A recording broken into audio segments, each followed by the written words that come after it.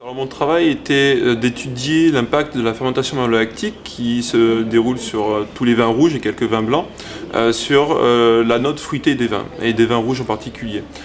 Il se trouve que jusqu'à présent il n'y a pas de consensus car empiriquement il est souvent constaté que la note fruitée, si importante pour les viticulteurs et les consommateurs aussi, est diminuée au cours de cette fermentation malolactique par complexification des arômes et notamment par l'apparition de la note lactique. Or, dans la littérature scientifique, le constat est beaucoup moins catégorique et au contraire, aucune tendance semble exister.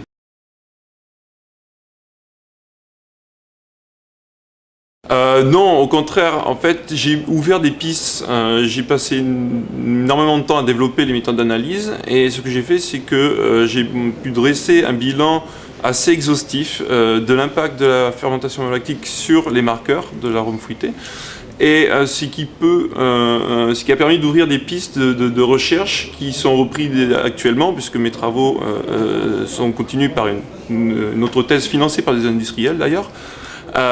Sur le fait d'adopter plutôt une stratégie au niveau de la préservation de l'arôme fruité au cours de la fermentation malolactique sur les interactions levure-bactéries plutôt que les bactéries elles-mêmes.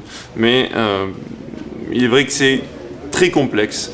Donc effectivement, on a pu dégager certaines pistes, mais après avoir une réponse particulière, c'est pas possible.